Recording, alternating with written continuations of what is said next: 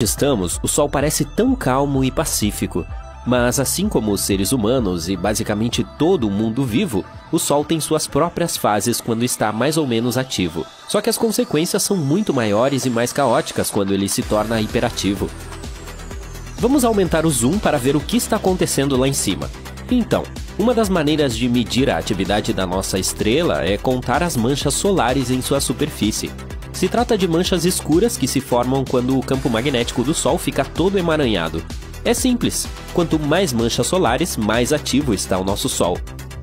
E parece que o Sol anda se divertindo muito nos últimos tempos. O número de manchas solares que os cientistas observaram é o maior em quase 21 anos. Em junho, 163 manchas apareceram na superfície do Sol. A última vez que tivemos tantas manchas escuras no Sol foi em setembro de 2002, quando havia 187 delas. Parece que essa festa caótica está se aproximando de seu pico, e isso é algo que chamamos de máximo solar. Como tudo isso acontece? O campo magnético do Sol é forte e organizado em algum ponto. Mas, como dissemos, às vezes chega um momento em que ele acaba emaranhando como uma bola de elásticos que estão enrolados com muita força. Isso também significa que o plasma está subindo da superfície, formando loops e causando uma bagunça na forma de erupções solares e algo que chamamos de ejeção de massa coronal, ou EMC. É quando o plasma na atmosfera superior do Sol, chamada de corona, enlouquece e explode com muita força. Então, em algum momento, essa bola se quebra e completamente vira e transforma o Polo Sul em Polo Norte e vice-versa. Tudo isso acontece praticamente a cada 11 anos. Portanto, quando o Sol entra nessa fase e se torna muito ativo, ele dispara bolhas quentes de plasma, forma manchas escuras tão grandes quanto planetas e libera poderosas erupções de energia e radiação. Algo fascinante acontece quando o Sol se torna mais ativo. Esse fenômeno se chama cachoeira de plasma, ou proeminência da coroa polar. É como uma mini erupção que começa no Sol e parece tentar escapar, mas o campo magnético solar a puxa de volta antes que possa escapar para o espaço. E essa cachoeira de plasma é realmente espetacular. Ela chega a 100 mil quilômetros acima da superfície. É como se você empilhasse 8 terras uma em cima da outra. Depois, há algo chamado de vórtice polar. É como um gigantesco halo de plasma que gira muito rápido em torno do polo norte do Sol. Esse vórtice acontece quando um grande tentáculo de plasma se rompe e cai de volta para a superfície, semelhante à formação de uma cachoeira de plasma. Os cientistas não sabem por que esse plasma permanece acima da superfície do Sol por tanto tempo. E um dos exemplos interessantes de EMCs foi uma ejeção gigante em forma de borboleta em março deste ano. Ela adquiriu essa forma tão incomum porque explodiu no lado do Sol que não podíamos ver, de modo que era impossível medir totalmente a sua força. Felizmente, essa explosão não veio em nossa direção, mas pode ter atingido um pouco Mercúrio, e é possível que tenha arrastado um pouco de poeira e gás, já que Mercúrio tem um campo magnético fraco. Tudo isso parece legal na teoria, mas não é uma boa notícia para nós. Por causa disso, podemos experimentar tempestades solares mais intensas, que podem novamente levar a tempestades geomagnéticas na Terra. E essas tempestades não soam apenas alarmantes, elas de fato o são. Elas criam o caos e perturbam o campo magnético do nosso planeta. É verdade que as tempestades geomagnéticas podem gerar belas auroras boreais. Mas todos nós preferimos apreciar belezas como a aurora boreal em condições normais, ou simplesmente assistir a um bom e velho pôr do sol sobre o oceano. Não é que todas as tempestades solares necessariamente atinjam a Terra, mesmo que haja mais delas. Para atingir nosso planeta, elas precisam estar apontadas na direção certa no momento certo. Mas se isso acontecer, a tempestade pode ionizar a atmosfera superior e adeus nossas comunicações. Ela pode causar apagões temporários em sistemas como GPS e rádio. Isso não é necessariamente um grande problema por si só, mas pode ser muito perigoso se acontecer na hora errada, como durante um tsunami ou um terremoto. As tempestades também podem danificar a infraestrutura elétrica, como linhas de trem e redes de energia. Se você estiver em um avião nesse momento, pode ser exposto a níveis mais altos de radiação. Ainda não está claro quanto isso será perigoso para você, mas pode ser um problema sério para os astronautas no espaço. Quando as tempestades solares interferem no campo magnético, a migração de alguns animais pode ser afetada, como tartarugas marinhas, baleias e pássaros. Como as coisas no reino animal funcionam, em sua maioria, na ordem natural, quem sabe como esses animais passam por essas mudanças ou até mesmo sobrevivem a elas. E quando o Sol está no máximo de sua atividade, os satélites no espaço também têm problemas. Atualmente temos mais satélites no espaço do que nunca, e quando a atmosfera superior se torna mais densa devido a todas essas mudanças, pode acabar empurrando os satélites em diferentes direções. Eles podem colidir uns com os outros, ou alguns podem até cair na Terra, o que, novamente, só é legal em filmes com super-heróis que conseguem lidar com essas coisas com relativa facilidade. Com sorte, evitaremos uma tempestade solar de grandes proporções como o evento Carrington.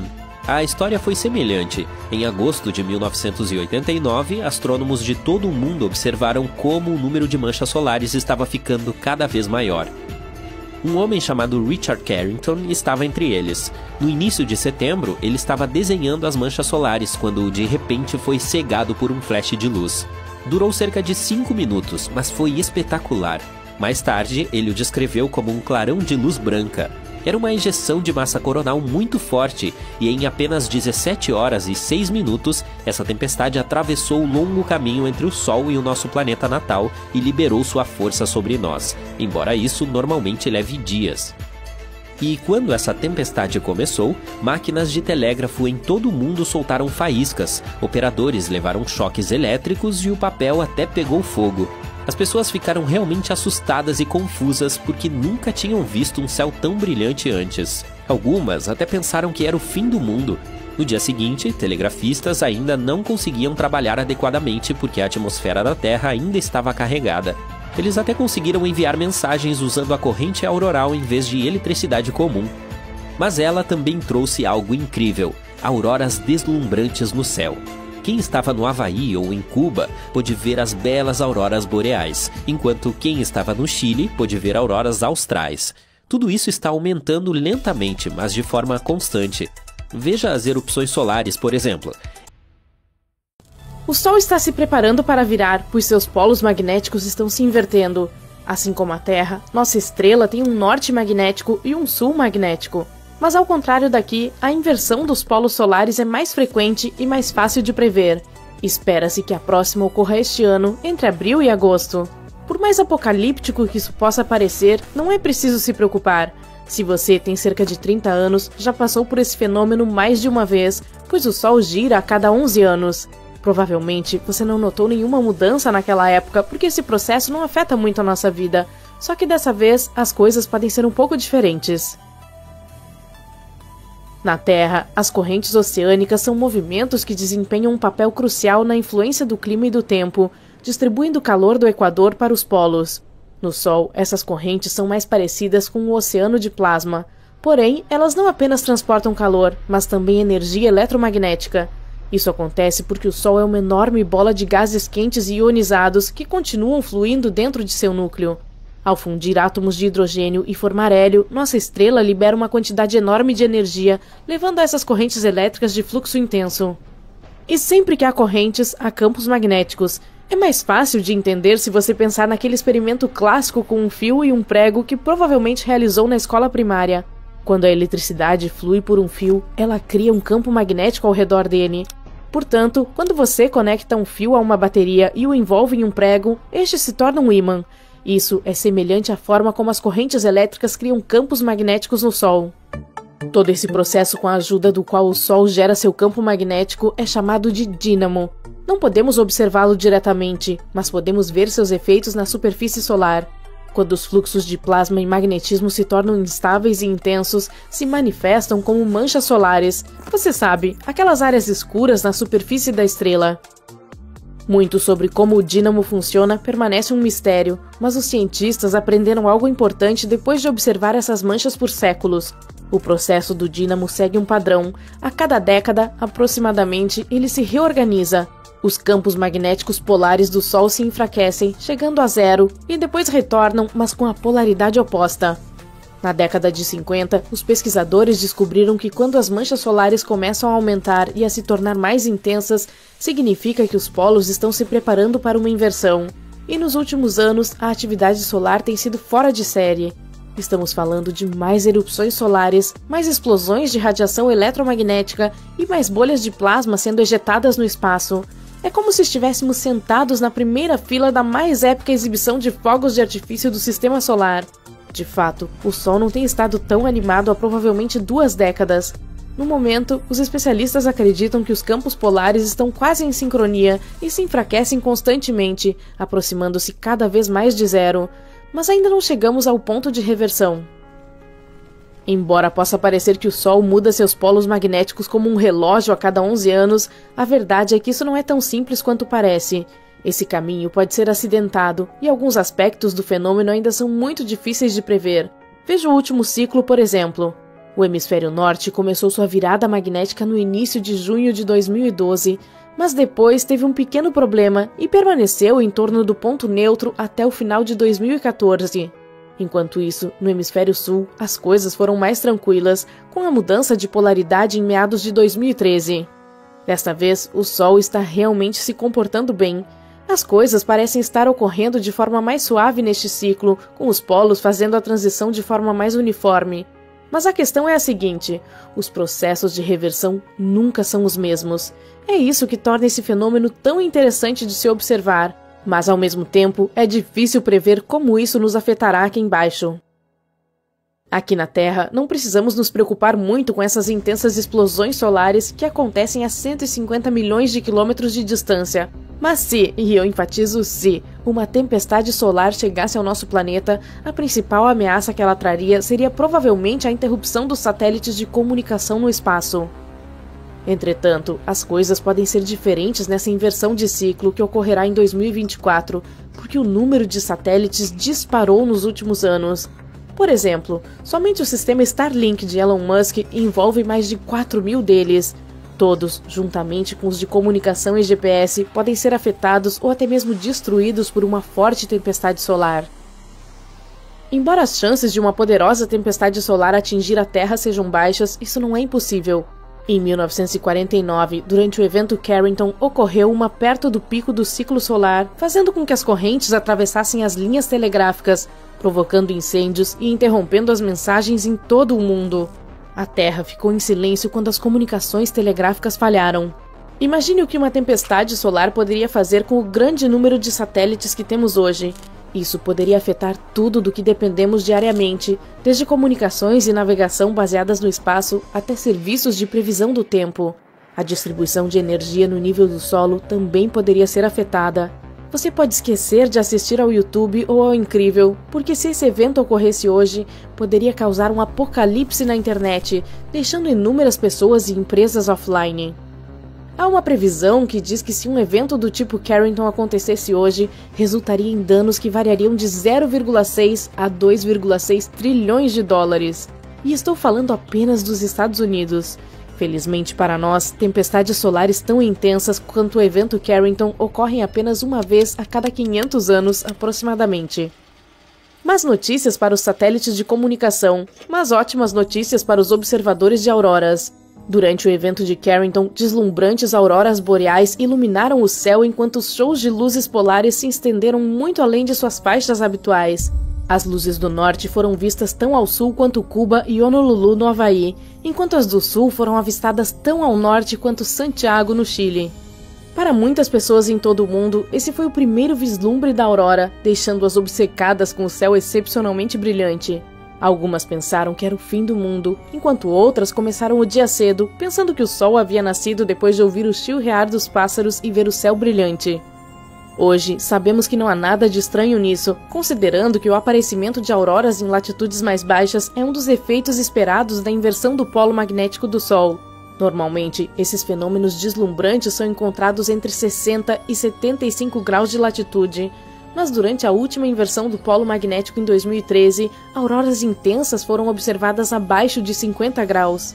Testemunhas oculares as descreveram como vermelho sangue ou vermelho carmesim profundo, brilhando tão intensamente que era possível ler um jornal sob sua luz. É importante estudar esse fenômeno e não temê-lo. A inversão dos polos magnéticos do Sol é, na verdade, uma grande oportunidade para os cientistas entenderem melhor o funcionamento da nossa estrela. Como ainda faltam muitas peças em toda a situação do dínamo, ainda não somos muito bons em prever por que alguns ciclos solares são mais intensos do que outros, ou quando exatamente ocorrerá uma ejeção de massa coronal. Mas ser capaz de prever isso está se tornando cada vez mais necessário à medida que nos aventuramos no espaço. Quanto mais pessoas estiverem fora da Terra, mais expostas estarão a essas fortes tempestades solares. É por isso que a comunidade científica quer saber com mais precisão quando uma tempestade solar pode causar danos a espaçonaves e estações espaciais. Além disso, isso ajudaria os meteorologistas a progredir na previsão do tempo, não apenas na Terra, mas também no espaço. O objetivo é tornar as viagens espaciais mais seguras, pois o interesse em missões tripuladas à Lua e a Marte cresce a cada ano. Outro motivo pelo qual é importante aprender mais sobre a inversão do polo do Sol é entender melhor como funciona o misterioso interior da estrela. Na verdade, isso poderia nos ajudar a descobrir os aspectos de outras estrelas no universo e talvez chegar mais perto de responder a pergunta definitiva: por que estamos aqui? Em 23 de julho de 2024, a espaçonave Solar Orbiter da Europa observou uma erupção solar superpoderosa vindo do outro lado do Sol. Essa chama não foi a mais extrema já registrada, mas ainda assim, tivemos muita sorte de não sermos fritados por ela. Explosões solares do gênero geralmente causam tempestades de radiação furiosas e de longa duração, e se essa tempestade se deslocar na direção da Terra, pode levar a apagões em todo o mundo. Antes de nos aprofundarmos nos detalhes dessa explosão solar potencialmente desastrosa, precisamos descobrir o que é exatamente esse fenômeno solar. As explosões solares ocorrem porque os campos magnéticos na atmosfera da nossa estrela estão se movendo sem parar, quando o Sol está se aproximando de seu máximo solar, e esse é o período mais ativo de seu ciclo de 11 anos, que, a propósito, é exatamente o que está acontecendo agora. Seus campos magnéticos ficam cada vez mais emaranhados, fazendo com que nossa estrela se pareça com uma enorme bola de elásticos emaranhados. Eles dão voltas, cruzam uns com os outros, cortam uns aos outros e depois se reconectam. Você já viu limalhas de ferro polvilhadas em um ímã em forma de barra? Essas limalhas se alinham ao longo das linhas de força magnética. Da mesma forma, o plasma quente na superfície solar está à mercê das linhas de força magnéticas. Às vezes, quando os campos magnéticos interagem entre si, parte do plasma se desconecta dos campos e suas partículas aceleram a velocidades imensas, enviando uma radiação poderosa para o espaço. É isso que é uma erupção solar. Outras vezes, nossa estrela lança grandes quantidades de matéria. Esses eventos são ejeções de massa coronal, também conhecidas como EMCs. Apenas uma EMC pode conter até 20 bilhões de toneladas de material. Se esse material fosse rocha, criaria uma montanha com cerca de 4,4 quilômetros de diâmetro e quase 800 metros de altura. O material ejetado geralmente viaja a uma velocidade de mais de 1,6 milhão de quilômetros por hora. As erupções solares e as CMEs são as explosões mais poderosas do sistema solar, liberando quantidades inimagináveis de energia. As erupções solares têm sua própria classificação de acordo com sua força. As menores e mais fracas são as de classe A e B. Depois, há as explosões solares de classe C e M. E as mais fortes são as explosões de classe X. Um número de 1 a 9, e em alguns casos um número maior, acompanha cada letra, semelhante à escala Richter para terremotos. As erupções das classes A e B são muito fracas para afetar nosso planeta. Quanto às de classe C, elas podem ter pequenas consequências perceptíveis. As erupções de classe M podem causar curtos apagões de rádio nos polos e tempestades de radiação fracas, que ainda podem prejudicar os astronautas. Mas as mais perigosas de todas são as chamadas de classe X. Há erupções mais de 10 vezes mais potentes do que a X1. É por isso que a classificação das erupções de classe X pode ser maior do que 9.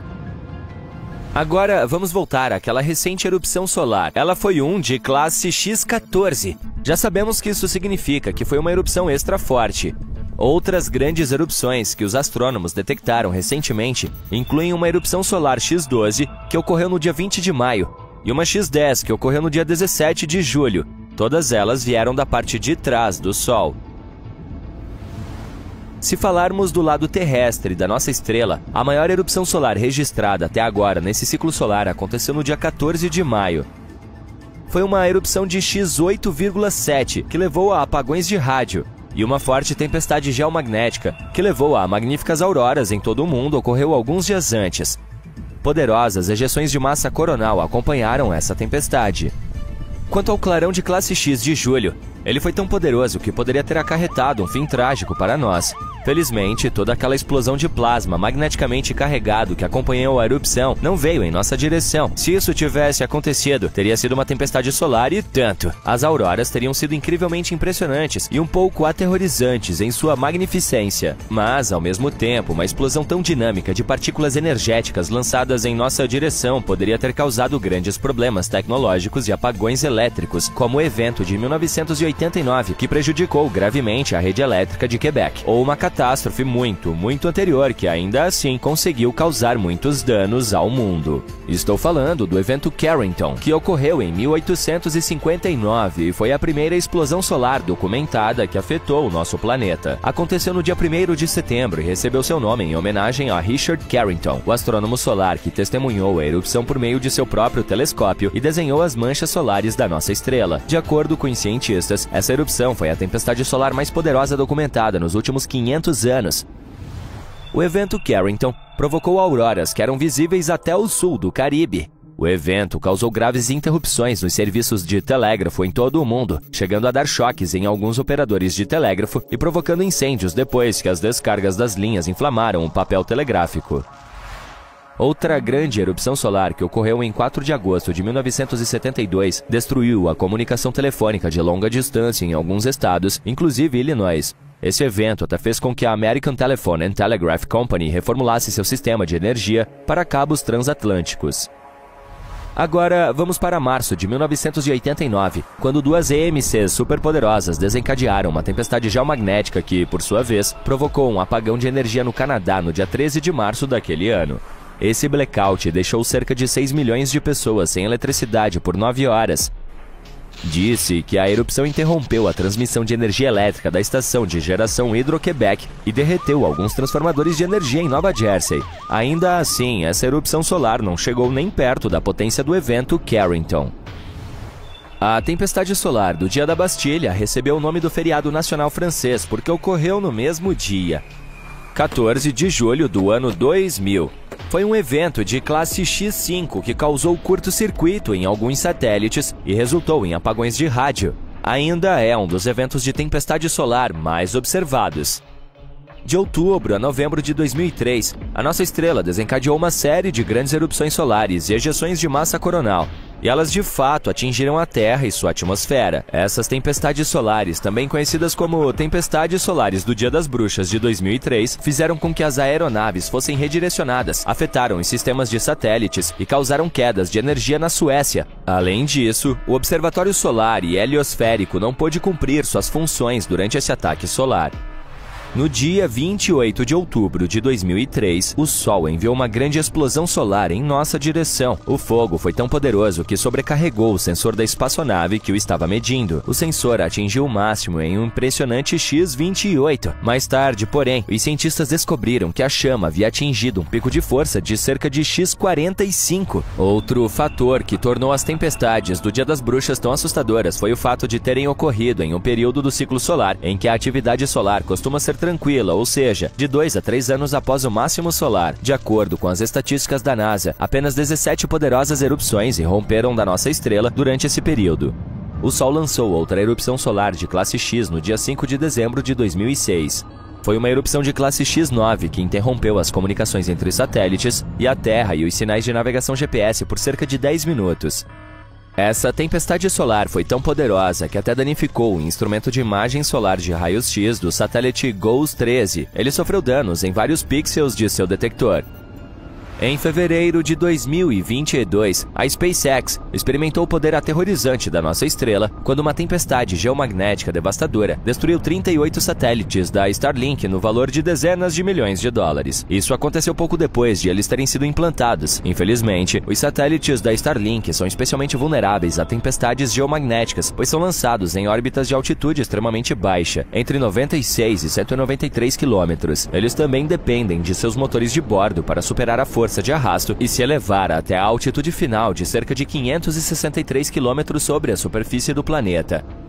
O fato é que, durante uma tempestade geomagnética, a atmosfera da Terra absorve a energia da tempestade, aquece e se estende para cima. Isso resulta em uma termosfera mais densa, o que significa mais arrasto. Isso pode ser um problema sério para os satélites. Foi exatamente isso que aconteceu. O lote de satélites recém-lançados da Starlink não conseguiu superar o aumento do arrasto e eles começaram a cair para trás, acabando por se queimar na atmosfera. Em 24 de maio, auroras impressionantes que adornaram o céu noturno demonstraram todo o poder que as tempestades solares emitem como radiação. Mas às vezes nosso Sol faz coisas que são muito mais destrutivas. Estou falando de eventos de partículas solares.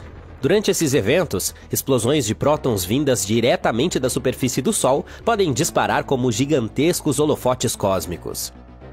De acordo com os registros, um evento extremo de partículas atinge a Terra a cada 1000 anos aproximadamente. Ele geralmente causa danos graves à camada de ozônio e aumenta os níveis de radiação ultravioleta mais perto da superfície do nosso planeta. Felizmente, o campo magnético da Terra atua como um poderoso casulo protetor para o nosso planeta, afastando a radiação eletricamente carregada do Sol. Em seu estado normal, esse campo funciona como um enorme ímã em barra, com linhas de campo saindo de um polo, dando a volta no planeta e caindo no outro polo.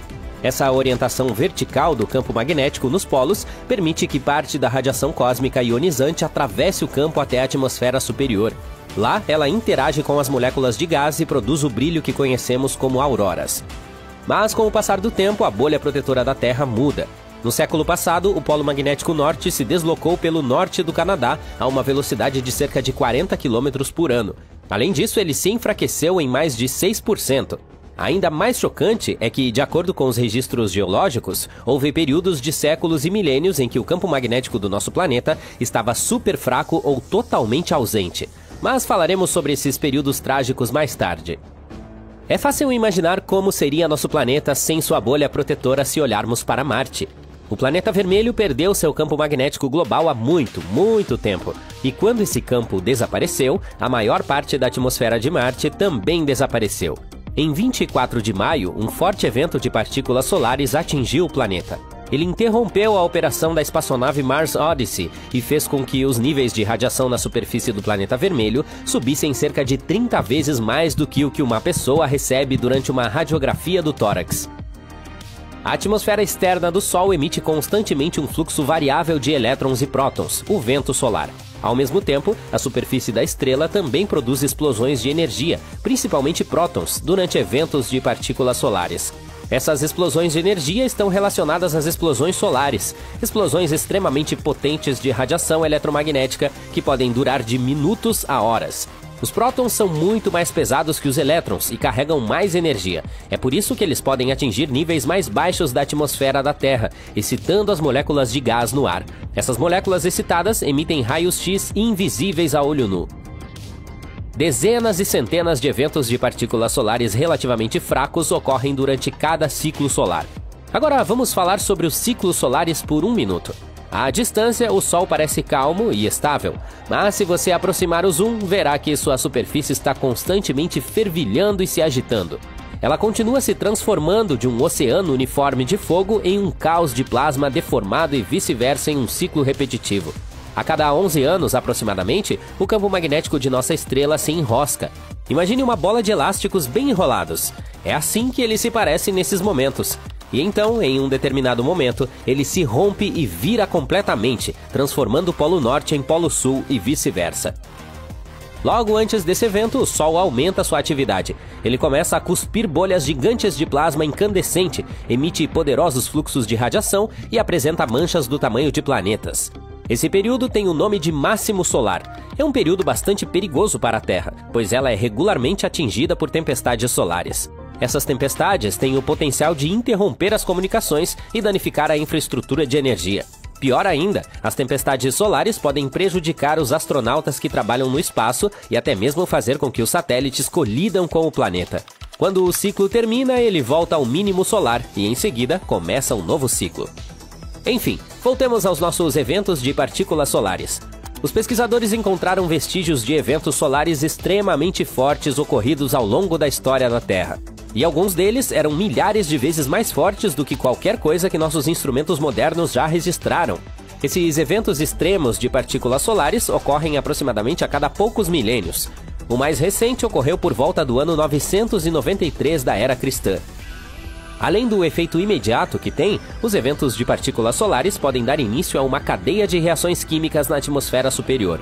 E esses processos geralmente levam à destruição do ozônio, o que não é bom. O ozônio absorve a radiação solar UV prejudicial, que pode danificar não apenas nossa visão, mas também o DNA dos seres vivos. Além disso, a alteração das quantidades de ozônio na atmosfera pode afetar o clima. Em um estudo recente, os pesquisadores usaram grandes modelos de computador para examinar como os eventos extremos de partículas solares afetam a Terra. Eles descobriram que, se um evento de prótons solares ocorrer durante um período de tempo em que o campo magnético do nosso planeta estiver muito fraco, os danos ao ozônio podem durar 6 anos. E o nível de radiação UV pode aumentar em 25%, aumentando os danos ao DNA induzidos pelo Sol em cerca de 50%. E, aparentemente, essa combinação dramática de um campo magnético fraco e eventos extremos de prótons solares acontece com bastante frequência. E alguns pesquisadores acreditam que ela pode até explicar algumas ocorrências misteriosas no passado do nosso planeta. Por exemplo, o período mais recente de campo magnético fraco começou há 42 mil anos e durou cerca de 1000 anos. Esse período incluiu uma mudança temporária nos polos norte e sul. Vários eventos evolutivos importantes ocorreram durante esse período. Por exemplo, os últimos neandertais desapareceram na Europa, juntamente com a extinção da megafauna marsupial na Austrália. Sim, infelizmente não veremos mais wombates e cangurus gigantes. Um outro evento evolutivo ainda maior também pode estar ligado ao campo geomagnético da Terra. Os animais multicelulares surgiram no final do período Ediacarano, que começou há cerca de 635 milhões de anos. E isso ocorreu após um período de 26 milhões de anos de campo magnético extremamente fraco ou até mesmo ausente. A rápida evolução de diferentes grupos de animais na explosão cambriana, há cerca de 539 milhões de anos, também pode ter sido relacionada aos altos níveis de UV e ao geomagnetismo. A evolução simultânea de carapaças duras e olhos em vários grupos não relacionados pode ter sido necessária para detectar e evitar a entrada de raios UV prejudiciais. Uma inversão completa dos polos magnéticos da Terra pode ter um impacto sério sobre o clima do nosso planeta. Felizmente, essas viradas não acontecem da noite para o dia. O processo inteiro se estende por milhares de anos. Além disso, embora o polo magnético se enfraqueça durante uma inversão de polo, ele não desaparece completamente.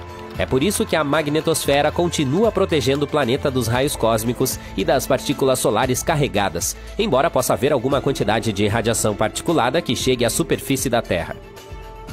Os campos magnéticos de nosso planeta são gerados por cargas elétricas em movimento. Se algum material permite que essas cargas se movam facilmente nele, ele é chamado de condutor. O metal é um ótimo condutor e nós o usamos com frequência para transferir correntes elétricas de um lugar para outro. Nesse caso, a corrente elétrica são cargas negativas chamadas elétrons que se movem pelo metal. A corrente é o que gera um campo magnético. O núcleo externo da Terra é feito de ferro e níquel líquidos. Em outras palavras, há camadas e mais camadas de material condutor dentro do nosso planeta. Correntes de carga se movem constantemente pelo núcleo e o metal líquido também se move e circula por lá, gerando o campo magnético. Esse campo magnético, por sua vez, produz algo semelhante a uma bolha ao redor do planeta. Ela é chamada de magnetosfera e está localizada acima da parte mais alta da atmosfera. Essa camada protege e desvia a radiação de raios cósmicos de alta energia, que caso contrário seria extremamente perigosa para as pessoas e outras formas de vida na Terra. A magnetosfera também interage com a ionosfera, a camada da atmosfera do nosso planeta que contém muitos íons e elétrons livres e é capaz de refletir ondas de rádio. A interação entre essas duas camadas e os ventos solares magnetizados é o que os cientistas chamam de clima espacial. Normalmente, o vento solar é suave e não há clima especial algum.